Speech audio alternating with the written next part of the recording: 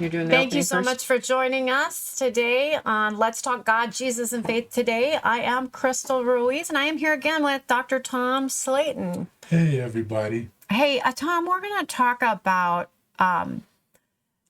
making ourselves prosperous and no longer having to live and be poor. So I know that you know how to do this. I know that you know, I have a little experience with that. yeah. Over the and years. maybe the most of us watching this are probably not very prosperous. Yeah, well, I think one of the great things about the Bible is it teaches you the things that you're supposed to do to be prosperous. Number one, you have to learn how to obey what the scripture says, whether you like it or not. Yeah. And that's Rules, the problem. huh? Yeah, one of the first rules of prosperity is give. Oh, Give, and it shall be given unto you. Good measure, pressed down, shaken together, and running over. It says, shall men give into your bosom. So the first rule of prosperity is to learn how to give. Now, as a pastor, I will tell you something about giving that will help a lot of people. Giving comes after tithing. See, people don't understand why, well, I give, yeah, but you don't tithe. See, tithe is classified as the first 10% of your income. That's where the giving starts at 11%. oh, So what you give then, that's when you're to give hilariously, to give abundantly, etc. To sow the seed, and what does seed do? Grows. yeah. But what if you don't have a lot to give? I mean, these are You tough don't have times. to have a lot. You see, the way the rule is set up, you don't have to have a lot. All you have to do is obey. Most people will not obey. They will say, well, I don't have a lot, so I'm just going to withhold it all. Yeah, That's the mistake people make. That's how to stay in poverty. yeah, So you have to find some place or someone you're going to obey the scriptures with. If you find a man of God or a woman of God who is doing the things that make you cheerful, give to them. The scripture doesn't say you have to give to your church. You have to give. It says you have to give. oh, See, good point. people think that well, all of the giving has to do with the church. No, it does not. You can give it to your neighbor. If that's where you're being led to give it to your neighbor. I recall when I grew up, my pastor had 16 children Oh, by his wife, oh, by wow, his one wife. wow. And they were prosperous. Well, how can you possibly be prosperous with 16 children? Because he was a giver. He would make certain that he came by my house every Sunday morning and picked me and my cousins up to take us to church. Oh, That was nice. giving. He was giving of his time. One of the greatest thing a person can give is not their money, it's their time. Oh, Because you don't know how much you have left. yeah, that's true. You might only have the next 20 minutes, or you might have the next 20 years, or the next 100 years. Nobody knows. But when you choose to give it from the abundance of your heart, it'll change your life and it'll lead you right into prosperity. So it doesn't necessarily mean you have to give monetarily, No. because I know It somebody doesn't say give monetarily, it just says give. somebody was asking me not too long ago about something that they were doing, and they were doing it out of the goodness of their heart, really. And I told them that was giving. That was part of what you're supposed to do as a Christian. Right. And they were, I don't know, a little. It took them back a little bit. We'll put it to you that way. And they were a little surprised that I said that. But I truly believe that you don't have to have much money to give. No, you don't. But it does come back, and it doesn't necessarily come back in the same way. Sometimes it's always greater than what you've given. It's greater than what you've given, but I think everything the scripture says produces after its own kind. So if you give kindness, you will receive kindness. If you give meanness, guess what you're going to get? Oh, You know? I didn't even think about giving like in the negative. Oh yeah, like they see my pinky, see my thumb, see my fish, you better run. Well, that goes both ways, Oh my you know. gosh. So you learn how to be a cheerful giver. The way you be a cheerful giver is to do it from the abundance of your heart. I know when we were really struggling, occasionally we would have somebody come up and leave food on our porch. And I thought that was the kindest thing that anybody could have ever done for us. And from the bottom of my heart, I'm so thankful. And I think that if people realize that there are people out there that are really hurting and you know them, that's it. Gail and I, we have done that. Yeah. We have yeah. snuck over and put food on people's porch. And I'm sure you blessed them so Well, much. when you find somebody with a greater need than yours, be willing to help them. Yeah. Now it's interesting. We quote the King James version of the Bible, not realizing that it was translated from the Hebrew. Right. That always And confuses you me see, because how do they know that the words were The words same. don't necessarily mean exactly the same Exactly way what I'm we saying. translate them, but it's give, and it shall be given unto you, good measure, shaken together, and running over shall men given to your actually storehouses would be the more than accurate just your word? bosom. But you see, we say bosom, or the word is inclined to mean bosom because that's where they kept their money. Oh, They kept their finances. Right Those there. Their gold right around their neck, etc. See. oh. But it's anything. I mean, if you walk down a hallway, you're a total stranger, and somebody looks at you and they give you a smile. What do? Smile. Why? Because they smiled at you. They gave to you. Yeah. And you give back. Yeah. I think it does. It's so funny you say that because the kids listen to what we're saying here. And we're driving along, and one of the kids had smiled at somebody in another car. Mm-hmm. And they smiled back. And they went, "Look, did you see that? They smiled at me." And they were like, "I smiled first, but they smiled back." Well, I was coming down the local street, and there was a German Shepherd sitting in the passenger seat of a car with the window down. And when I pulled up, the German Shepherd could see me. I would woof. He looked and woof. And I gave a big old smile. That dog actually smiled at me. I went, I didn't think he could smile. How But funny. he did. But that's the Bible result of doing what it says. You give, it shall be given unto you.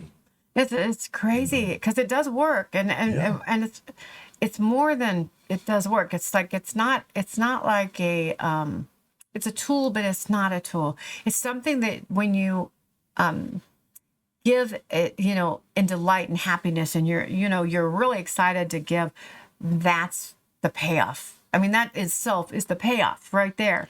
Well, It makes you happy. I learned as a kid how this principle works. I used to go in the summer and spend time with my aunt and uncle in North White Plains, New York. Now, they had a big old yard, and a lot of property, big old yard. Well, guess who cut the grass? Yeah. I cut the grass. But the guy next door, he had a little yard. So I cut, and I just keep walking, cut his too in the same process. Didn't think anything of it until all of a sudden I saw it. He started his lawnmower. He came over, he cut ours as he was cutting his. This thing in the Bible works. Yeah. Yeah. Isn't that amazing? Something so simple. But Something so but simple. it really sometimes it's just a simple gesture that makes the biggest difference in someone's day or in their life. A kindness that we share to a child in need, something that we were talking the other day about this, and we were talking about opening the door for someone. They just don't do it anymore. Yeah. They don't do it anymore. And so it's nice when somebody opens the door. And Yeah. the common Definitely. answer is what? thank you. Definitely. Yeah. You know, and then they turn around, and what I've had happen, you know, those double doors. So they open the first one, so you go to walk in the second one, you open it, they walk in, There as you though, go. you know, it Yeah, goes it's helping back. one another. Sure. And that's the way it should be. Yeah. Instead of the negative things that we say and do to one another when we don't even know each other. Yeah. It's kind of like I'm really guilty of. Well, I tell you, when it really, it's a positive gesture, but it's in a negative way. Example: two people pull up to a stop sign, and both of them are going. Yep. Yep. That That's happens when to you me all gotta the know time. the law. And we kind of go, okay, one's going and then the other. Yeah. But I'll tell you, I have that guilty thing where I go and I drive and I get so mad at drivers sometimes, and then they know you're mad. Now You do that? I do. Now Me too. I'm not going to ever flip you off or anything, because that's just not what I do. But I am certainly mumbling under my breath, or not so under my breath, as my kids tell me, "Mom, be nice."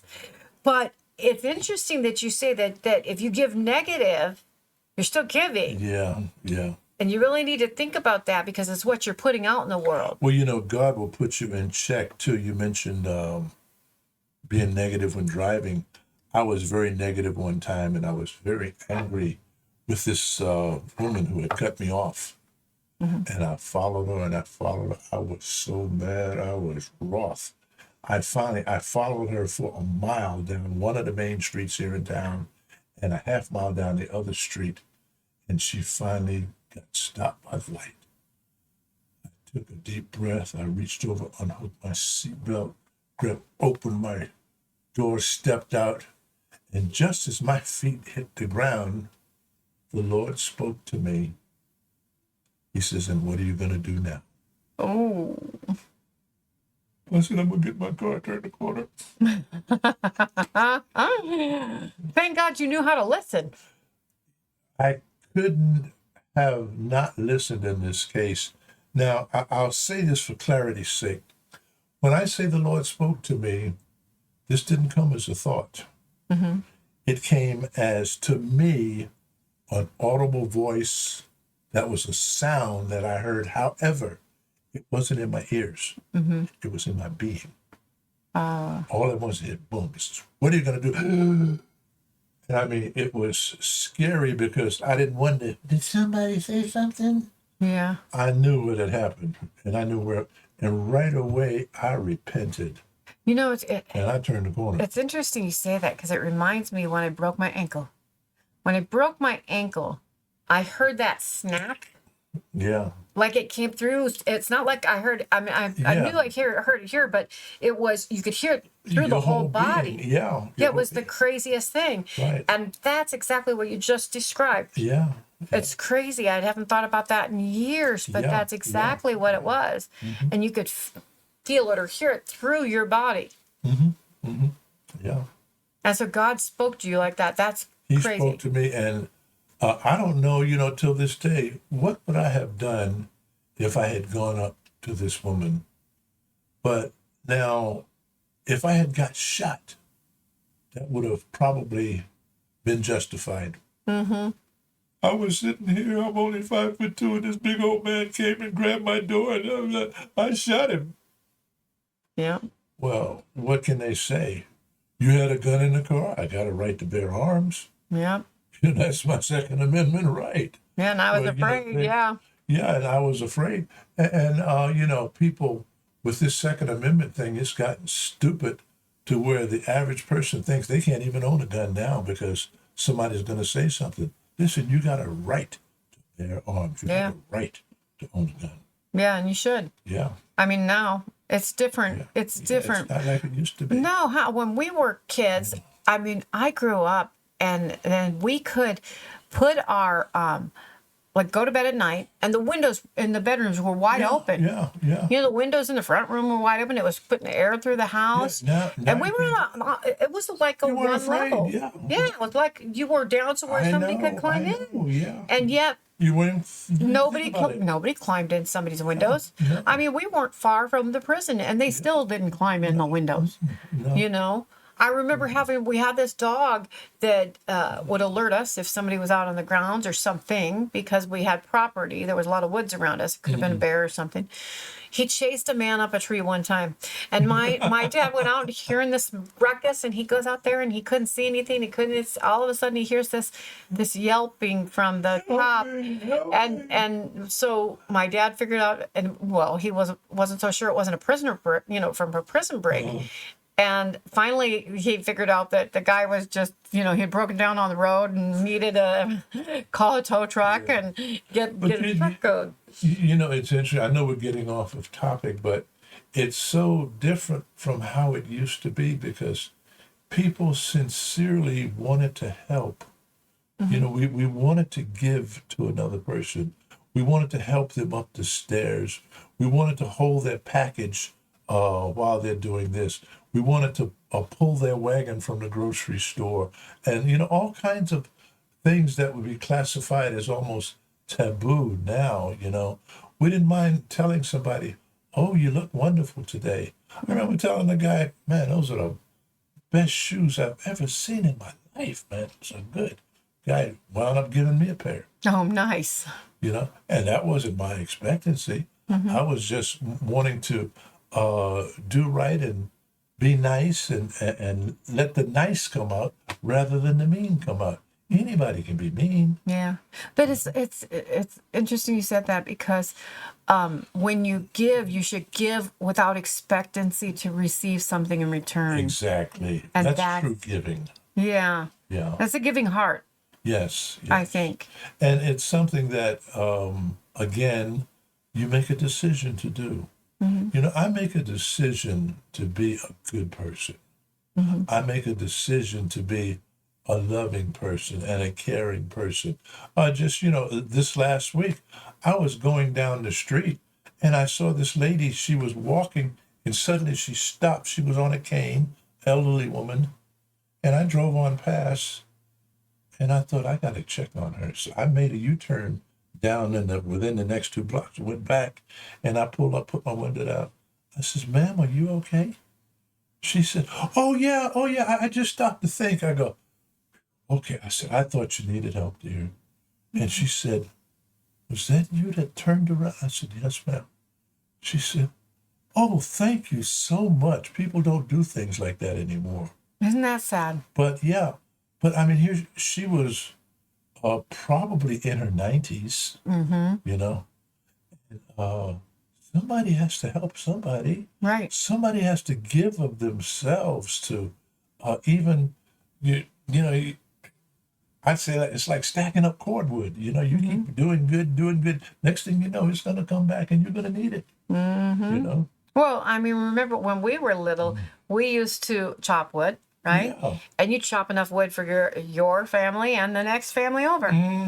Or if you're camping, your camping needs, and then the next person that comes along, you would leave enough for them to start. And that's just what you do. That's just what you do. Yeah. But people don't think about those things anymore. No. It's very instant gratification time, and it's very me-centered time. And we got to get past that. It's a very selfish time that we've gotten ourselves into. And you have to teach your children still how to be pleasant with your neighbors. Yeah. And how to treat them right, etc. I think we have to start with ourselves. Yeah. And then we have to emulate it, and our children are going to learn from that. Right. But then you have to expect it from your children. Right. And you really need to help them grow and help them understand why they do these things. One of the things my kids used to say is, "Mom, why are we helping after an event?" Because if you haven't seen these shows before, I am an elected official, and so my kids grew up in politics. They started when I started.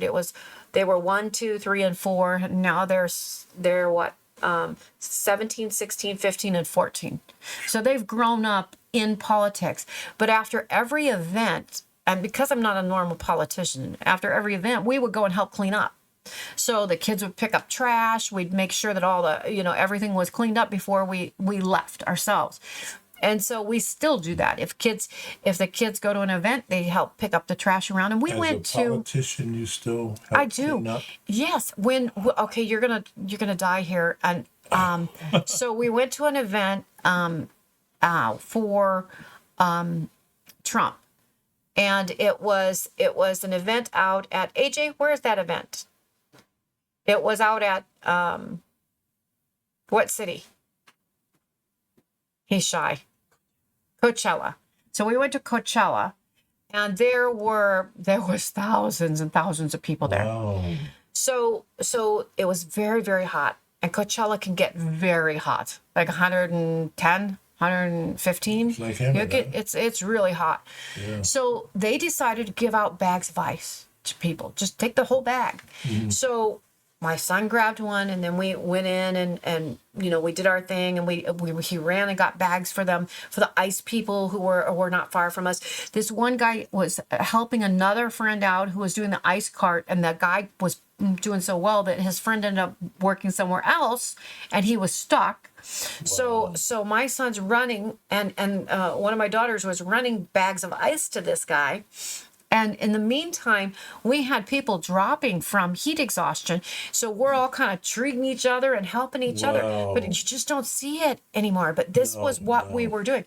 In the end, and this was kind of a bad situation. In the end, there was I was in my wheelchair that day because it was just too much for my knee. And so we were with a handicapped people. We were sent a couple different places to go, which of course is all on rough ground, which made it worse for my knee because it's jargling it around. We get over to where they're going to take us, and the buses left us. Like all the handicapped people, they left. And so we were sitting there for 3 hours. And finally, the police officers, God bless the sheriff's department, they were taking people in the sheriff's cars to their car so that they could get them home. Wow. And so all of a sudden dawned on me, we have a big van. We could take our van and we could take 15 people. So I left with one of my daughters to get it. They put my wheelchair in the back, and I sat in the back of the police car, which is not very comfortable. If you've ever been in one, don't ever get in one. It's horrible. So I'm sitting in the. Yeah, no, you couldn't. I was like sitting completely sideways with my leg up, and my daughter was up front, and she was very short, so she had plenty of leg room. But I'm sitting there because I couldn't bend my knee up. I'm sitting there with my legs stretched out. Wow. So we get over to the car finally. Of course, we forgot the phone, and so we didn't have directions. We had no idea how to get back to where they were. I had to just pray to God and see if I could find my way. We finally get back there, and the family was already gone. They had taken the family in another vehicle. So they were going back to the car. Well, I see all these people still waiting, and they go, "Can you take these people?" And I went, "Well, if they're already gone and you're sure they're gone, I'll pile them in." I had a 15-passenger van. I had 16 people in that van. I don't doubt it. Yeah. I'm surprised It was- that more than that. It was the last load. Yeah. It was the last load. And so we took them over to get them to the car. Well, it's interesting because we got to the place where we took, we had to go to several stops because they were all in different places, right? So we finally get back, and we found my husband, and we found my kids, and somebody from earlier that I dropped off came up to me and asked me if I could help this guy go home. And he was living in Loma Linda. And it's a little far for us, but he had a handicapped son, and they couldn't get a ride from Coachella to Loma Linda. And so we decided, all right, well, we'll figure it out. We'll take him there. So we as a family decided this. So I didn't know that his chair was not like a regular wheelchair like mine. It was one of those that he lays back because he couldn't sit up. And we managed to get him in the car. His dad helped get him, in the front seat. And then he sat directly behind him and, made sure he was comfortable and everything. And we drove him all the way in. We dropped him off, and we headed out. And he sent us a picture afterwards thanking us again. But we really, you want to talk about God-given opportunities for us to do good. I think, we have those opportunities all the time. We could have said no. You're hitting on something very important there. God gives you opportunity to do good. You learn how from the Bible how to do well, Yeah. particularly to people. I have hardly ever heard of someone doing good for somebody and that person turning right around and doing mean. Yeah. No. Doesn't work. If you do good to somebody, you don't even have to tell them, pass it on. It puts something on the inside of you. And I think it's like a God trigger on the inside of you that you want to do good for somebody. Yeah. And you Almost know, like a payback. And it kind of changes lives too. right. Because we had a neighbor who was just so mean. Like when we first moved here, his dog attacked my daughter in our backyard. And he was just so mean about it. And the dog was little, but I was like, I was fuming. I mean, you know, that dog was vicious. Yeah. Now it turns out that the dog wasn't quite as vicious. As Just you thought, huh? well, he every time he saw the kids, he would go crazy. But you know, he had dug a hole under the fence. So I'm like, just get it sealed up. That's all I wanted. Keep the dog over there and get it sealed up. I don't want my child attacked again because that dog was mean to my child. I mean, I was literally in between my child and the dog kept coming. And I was like, that's it. I mean, I had to chase after the dog. Once I started to, then the dog freaked out and ran. But it was the attitude of the neighbor that, and now my husband, and I love you, darling, but my husband had an attitude. So the neighbor's attitude and my husband's attitude were like this. And I'm like, that didn't help matters. So I went, okay, I'm going to go over there. And this was before I was ever an elected official. So I went over there and I proceeded to talk to him and he said a few words to me. And I said, you know, I said a few words to him. And then I went home and I said, I'm going to pray for that man. And my husband's like, are you kidding me? That's what you come back with? You're going to pray for him? I'm going to pray for him. And I did. I kept praying and praying and praying because I figured, you know, something must have happened because this is not the way to, I mean, you just meet your new neighbors and this is how you're going to act. Yeah. So later on, I find out after, you know, I've been praying for a while and all of a sudden things started to change slowly. I mean, then when I first ran for city council, he was the first one to sign my papers. And he signed them every since. But he actually was, I guess the neighbors the people that owned the house before us were kind of mean. And I should have known when I was seeing stuff on the ceiling that wasn't supposed to be on the ceiling in the kitchen. I was like, what the heck are they cooking on the ceiling for? You know, it's very odd. But apparently they were, you know, clashing with the neighbors. So he assumed we were going to be the same. Yeah.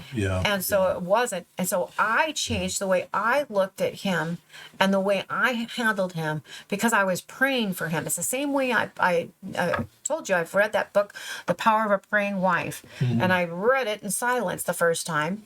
And in the back of each chapter, it has a prayer for you to do for your spouse. And I read it through and I was like, you know, I think the kids need to hear this. And so I would read it at night, one chapter at a time. And we would read the chapter and then say a prayer. And so we were all doing it out loud. And I would have them read a little bit and I'd read a little bit. And they homeschooled. So they were, you know, learning to read this way. And so they were reading it. And so by the third time we read it, I read it and the prayer was so passionate. It was a personal prayer. It wasn't in the book. You know, they were just saying, say this. I would read the prayer that they said, and then I would start praying, and adding my own prayers for my husband. And not only did my attitude change, my situation changed, but my husband's attitude. He had no idea we were praying for him. And yet, everything changed. It made a huge difference. Prayer makes a difference. And in tough situations, we have to remember that's the first thing we need to reach for is God. Because we can reach for even our spouse. And the reality is sometimes our spouse may not have the ability to help us, or they may want to fix everything and we really don't want or need them to fix it, but we just want to vent. They don't get that, you know, sometimes. Well, you know, men in particular don't get that. You know, it's something as a man and having a long, prosperous marriage, I've had to learn how to listen to my wife. Not think that, well, I'm the man and I'm making the rules. No, find out the reasoning behind these things. You know, when I grew up, things were different in that when somebody would move in, the neighbors would all cook a meal and bring it over to them. Mm-hmm. And next thing you know, everybody's giving to everybody else, and you had a fun neighborhood. Everybody knew everybody. If I got up on a particular day and it was trash day, I would put my can out and see who else's can I could put out, or I'd get to shoveling snow and say, "Oh, this is Miss Ernestine's house," and shovel her snow for her, etc. Well, those things, they worked out. Next thing you know, it's summertime and they're bringing you a pot of so and so, or hey, I got a thus and so, and I was down hunting and I took out a deer. Here, you can have this part of it. And wow, well, that type of thing has been lost. But we need to find it.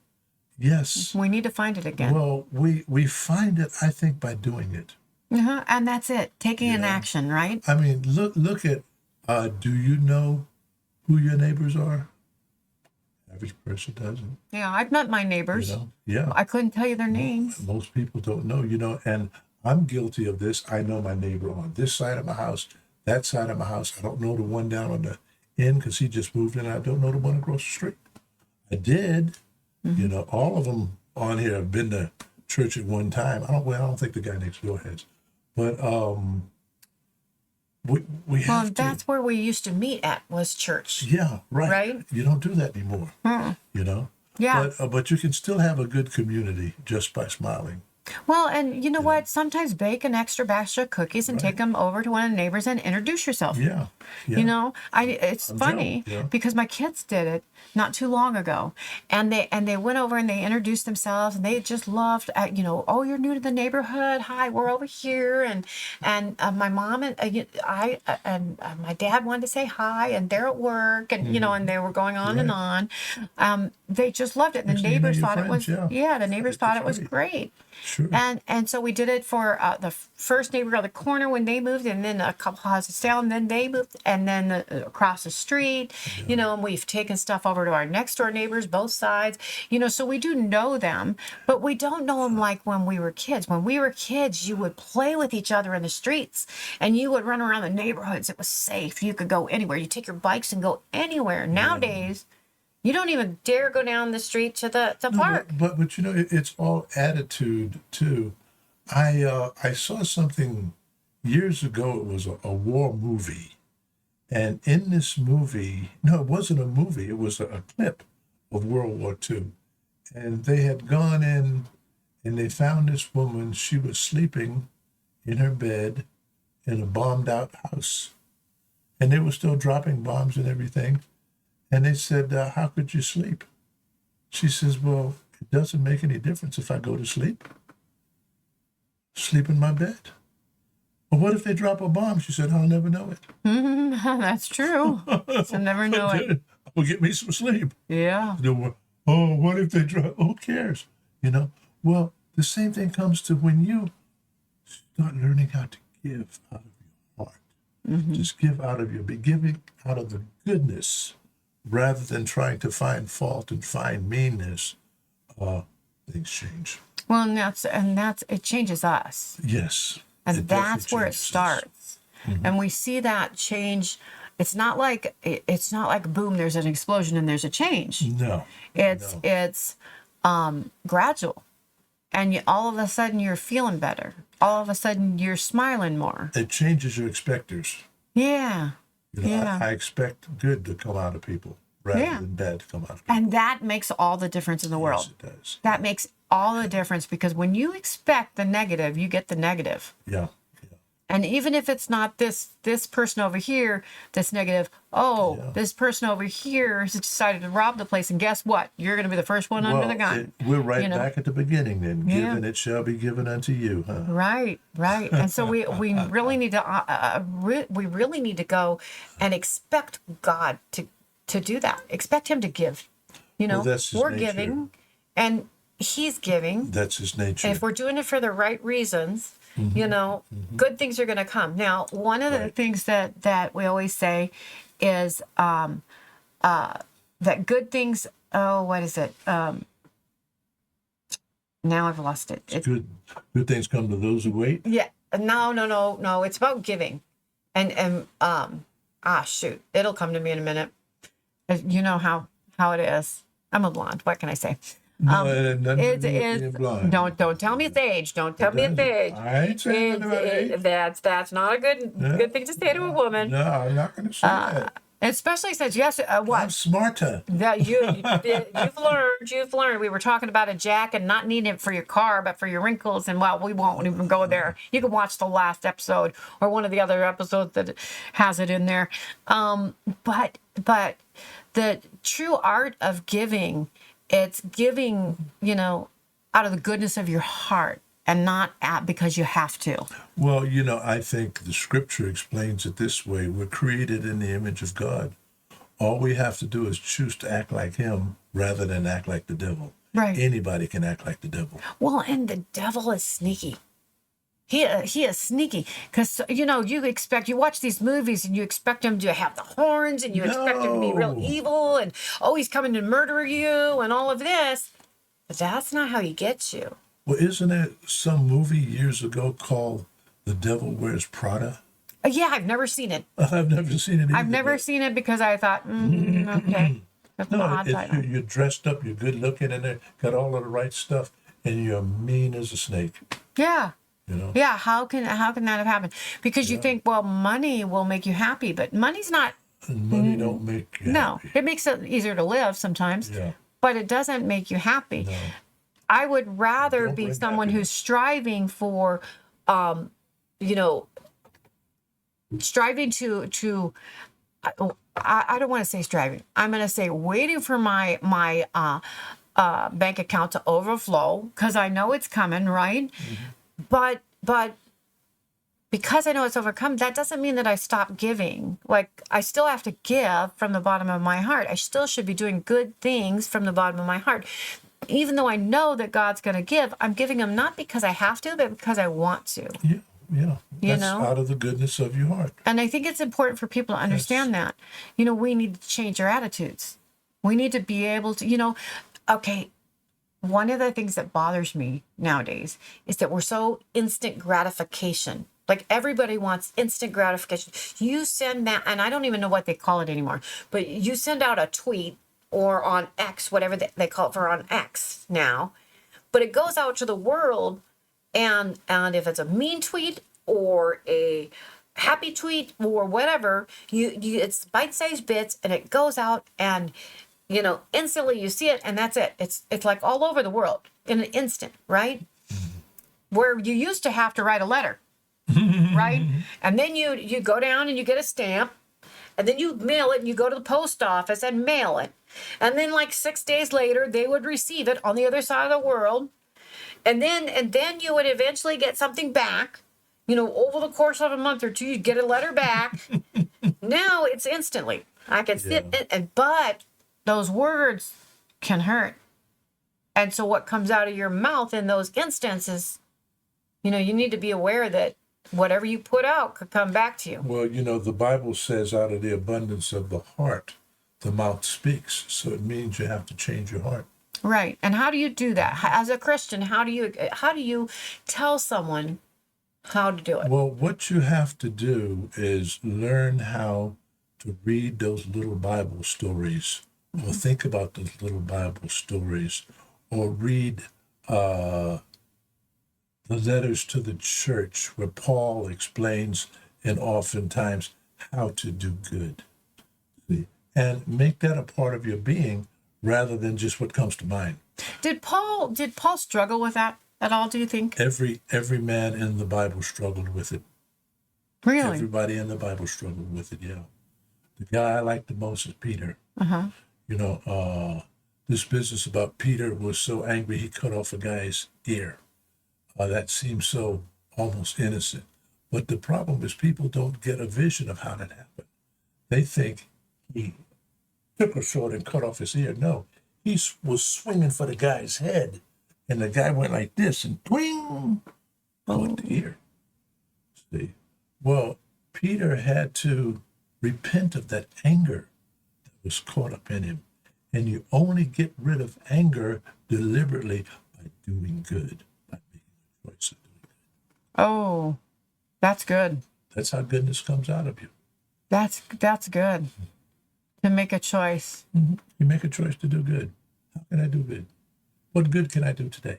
And that's what you should get up and say in the morning. What kind of good can I do today? Right, right. And then you start looking forward to the day, right? Yeah, you do. Because you see do. that you start changing and You people gotta around you start doing start good, yeah. seeing you change. Yeah, And even if you have a bad day, if you're looking to do good for someone, then your day changes. yeah. Give your neighbors something to think about. Knock on the door. Hi, I'm the people across the street. I got a question for you. What kind of dessert you like? You know the answer to that, right? Huh? Yeah, that's a good answer too. Yeah. And if they think about it, they'll tell you, bring a dessert like that and see what happens. Changes the whole neighborhood. Yeah. Because one tells another and another tells. Next thing you know, you have community again. Right, and that's what we need. Yes. We yes. need more people to get out there. We need, Yes. I want my kids to grow up in a place that they're not afraid to hang out in. Yeah. I want them to understand that God loves them and that they can live a godly life even in these trying times. And we know that they have been some trying times lately. And I think that by doing this, we're going to change the world one good deed at a time. And it doesn't take, a million people going out and doing it. It just takes you. Well, I saw something on the East Coast. I'm sure it happens out here too. You pull up to an intersection and they wash your windshield, Oh, yeah. polish your windshield. Well, it seems like it's stupid, but you know what? Some people appreciate that and gift them. Now, some, I'm sure they've gotten to, well, I'm going to do this and I'm expecting something. You don't get nothing, Right. because you're not doing it out of the goodness of your heart. But it started off as doing things out of the goodness of your heart. You did it because it was needed. You did it because you love your neighbor. Yeah. So we have to turn back to loving our neighbor. Yeah. And it's going to take an effort on our part to do that. And it starts with a smile. Yeah. Starts with smile, starts with hello, starts with good morning, Yeah, or, can I help you with anything? right. Remember when you had to paint your house and your neighbor came over and helped painting? Sure. Or back east, they used to have barn raisings. So they would go Yeah. over there, and in a Right, day or everybody two, got they together would and they have did the it, entire barn built. Yeah. And it was a good barn. Yeah, because everybody they knew how to nail, Yeah. Yeah, it was amazing. well, and it's still today. They still do that. Yeah. If you go back east, they do that a lot in the Midwest. But out here in California, they might look a little odd at you. But you know what? Hey, that's how you get to know your neighbor. That might be, but there's things here in California we can do that will really help. Oh yeah, yeah. Even okay, bringing over food. Yeah. You go over and bring a barbecue grill and start barbecuing meat for your neighbor as they're Right. working on the project. And hey, you're gonna feed them, help feed them. How excited would that be? I mean, I'd be like blown Well, away. These are things that we can do, and I believe it's things that we're going to get back to doing. Yeah, I think it's important we get back to doing it. I remember as a kid in Richmond, one of the neighbors just said, "Hey, Tommy," and I looked. He threw some. I caught it. It was an apple. Aw. And then he just went on in the house. What do you do with an apple? What can you do with an apple? What can you do with an apple? Shit, man. Yep. That's the best way to eat an apple. Right there. Rub it on your chest and That's exactly how we used to do it. And just take a big bite. And it was, Take a big bite. it's It's so crunchy. good. Oh, Crunchy it's and wonderful. juicy. And oh But- my God, so sweet. it goes back to doing good, doesn't it? Yeah, it all goes back to a choice. It comes back to a choice. Yeah. And doing something good and choosing that that we're better than we think we are. While I'm at it, being a pastor, I think what people have missed is what they have now is it's definitely religion, because they're trying to follow a set of rules which should have been inbred in them since they were a child and just amounted to doing good Mm-hmm. and doing right. Mm-hmm. I don't want to be called names, so I don't call people names. Mm-hmm. You know, I don't want to get hit. I don't hit nobody. You know, I like a shiny car. I go shine others' cars. You know, things like that. Um, if you want to get a shock, be in the supermarket and let somebody struggle. You see them struggling, they're trying to get down to that last penny, and just say, put that on my bill. Yeah. Tears, more than once, I've had people cry. Yeah. I've had men, they just like, well, so sure. Man, you don't have to do this. I said, I know that, man. I said, I'm doing it because I care about you and them kids. Yeah. Why? I said, because you're created in the image of God. Get out of here. Oh, well, I mean, what's $15 going to do to the average person? Yeah. You know, but some people are struggling for that. Yeah. But you learn how to give. Next thing you know, I get a call on the phone. Listen, I heard you need a car. Come down here and pick up this car. Right now, I got this Yukon Denali, 2021. I got it with 11,000 miles. Wow. That's I don't know, $80,000, $90,000 car now. That's You crazy. know, just given. Yeah. You know, no That's the payments. ultimate. That is the ultimate, isn't it? Yeah, Giving something like that. yeah. I mean, but that person, they just calls, hey, come get this. You know. Yeah. Oh, you know, and I'm wondering why. And well, God told me this was yours. Yeah. I said, I thank you for obeying God. I tell you, when we had, there's been a couple of times in my life I've given away a car, Sure. which I never thought. I mean, who does that? But I did it because somebody else needed it. You know. The scripture says, give and it shall be given unto you. Back when, let me think how far back this goes now. It must have been 1979, 1980. We were attending church in Banning, and the pastor was struggling so bad. Well, I used to work at a little used car place, and I got to go to the car auctions. And I saw this Cadillac come through, and I thought, well, you know what? That ain't going to sell for very much. Number one, it's too big. It wasn't, I'm going to say, quite a limo, but it had a big back on it. It was a Cadillac Brougham, and it had a seat in front of the back seat that folded up so you could put two in front of the two. Well, I bought this thing, and it didn't cost me very much. I think at the time it cost me $400 or $500. And I just happened to have that on me at the time. I bought this car, and I brought it back to the house. Well, first thing I did was cleaned it up real good, and then I painted it. And then on a Sunday morning, I said, Pastor, I have something to say. And I walked up to the pulpit and I said, and I pointed and they opened the doors. I said, Pastor, that's your car over there. And by knowing how to paint a car, and the man didn't have anything, etc., I mean, he just unzipped right there on the pulpit. Aw. It was the coolest thing. I never thought anything about it.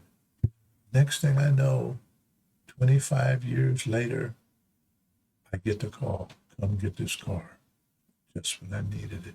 And I had said, coming down the street with my raggedy cars, I said, Lord, I need some new cars. That's all I said. That was a prayer. Yeah.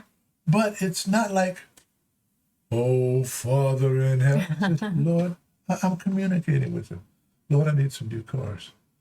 A lady called and said, Pastor, I don't know if I'm supposed to give to a car fund for you or just buy you a car. I said, well, obey God, whatever you're going to do. And the next week, my wife got a call, says, tell Pastor Tom he has to come to my house because I'm taking him to get him a car. So I got a car. And after I got that one, okay, now I don't need a car. I got my old one. I got a real good new one. Now I got to call, come get this other new one. Nice. See, that's how God takes your giving and he multiplies. Men give into your bosom. He's generous and beyond And he what we ain't can do. broke. Yeah, he ain't He broke, said- and neither are we, because you know Exactly. we have what is his, right? So we just have to focus on what we're to do on a daily life to make a difference in everybody else's life, knowing that God is taking care of us too. He's like with us the whole Well, you know, way. I'm so glad it says that God owns the silver, he owns the gold, and he owns the cattle on 1,000 hills. But you know what? In order to park the cattle, you got to own the hills too. Yeah, he's got to own the Real hills. estate mogul. Yep, he is a real estate mogul. Oh, that's pretty good. That's pretty good. Well, you know, we are about out of time, so we are going to pick this up next time. Yeah. We thank you for joining us. Dr. Tom Slayton is at Valley Believers Christian Center at 777 South San Jacinto Avenue in San Jacinto. Street. Oh, street. Well, we call it Whatever. Avenue. Avenue Street. We call it Avenue down on that Okay. side. Habit calls it street, but that's okay. We're All right, in San whatever. Jacinto. Hey, 777 to get you there. Okay? That's it's right. In San Jacinto. It's in San Jacinto. 10:30 on Sundays and 2 2 o'clock on Wednesdays. 2 o'clock on Wednesdays. And if you're looking for a good teaching pastor, this is him. And we're going to put in the links below or somewhere with this post the website for you. So if you want to come down, you can check out his website and you can give it if you want to. And, you know, that'll help keep this on the air and it'll help the church, which is You know, it's really the interesting. need. They don't have it anymore, but we used to have a listed phone number when they had phone numbers and phone books on it. We're writing a phone book, you know, call me anytime, you know. Yeah. But hey, if you need something and we can help you, we're going to help you. Yeah. Let us know if you need prayer too. We like you. That's it. We love you. God loves us and we love you. There you go. God bless you now. God bless you. See you next time.